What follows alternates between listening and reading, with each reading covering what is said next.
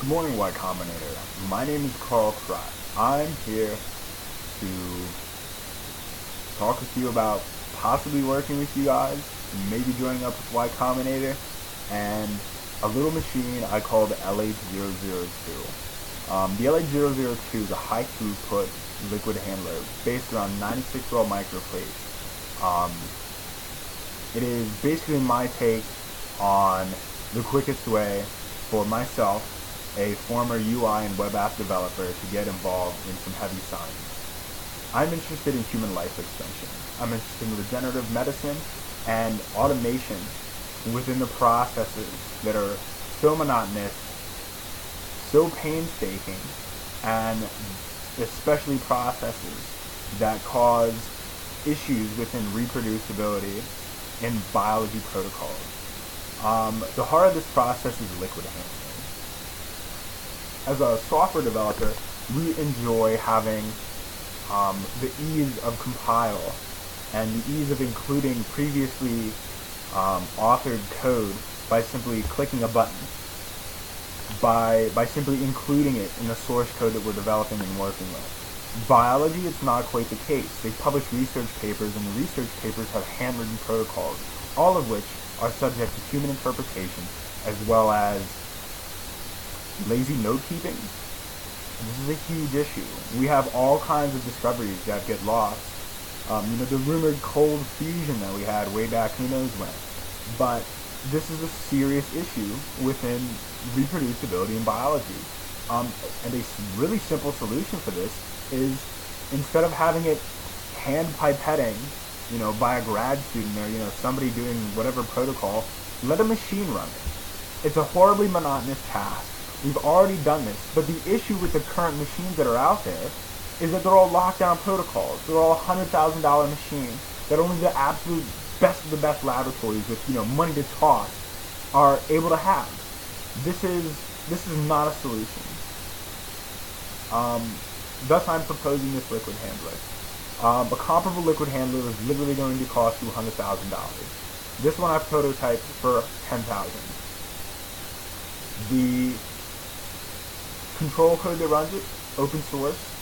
It allows it to be tweaked. It allows it to be modified in ways that the other machines all are proprietarily locked down. I know individuals who have purchased these machines, paid $100,000 to own these machines, and then have had to hire hackers to go in and Wireshark through the hardware in order to let these people use machines that they have legitimately purchased. It's not effective, and really there's no alternatives out there.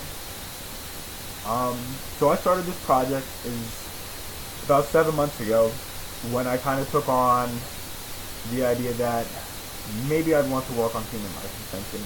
Maybe there's not really anything else that I could truly dedicate 20, 30, 40, 50 years of my life to. And in my opinion, after coming to terms with this, it's not really a question of if I'm going to work on it. It's simply, what aspect are you going to work on? Simply put, the wonderful things that we have all around us, our family, the experiences, the toys that we all love to have, the drinking that some of us like to do, wine specifically for some of those who might be watching. All of this is for naught. Without this interaction, this perception, this experience that we have here, all of these things that we've worked so hard for are for naught. We've lost incredible researchers to this. We've lost Albert Einstein. We're soon to lose other people. How much knowledge for humanity has been lost to this type of thing? This by no means is a small problem. It's an absolutely huge issue that's overlooked by society, simply because of the fact that we aren't willing to challenge it, or perhaps that we don't yet have a real option.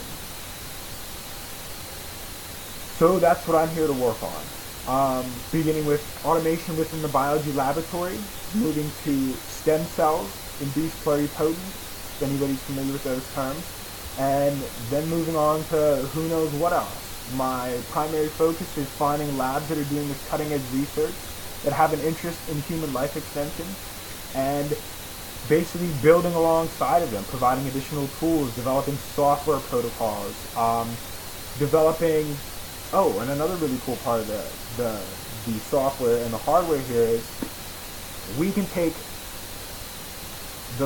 these machines that these labs have purchased, and during downtime, because of the setup and the protocol and the way we have it wired, we can open up that dead machine time while people are at home sleeping to outsource to other labs.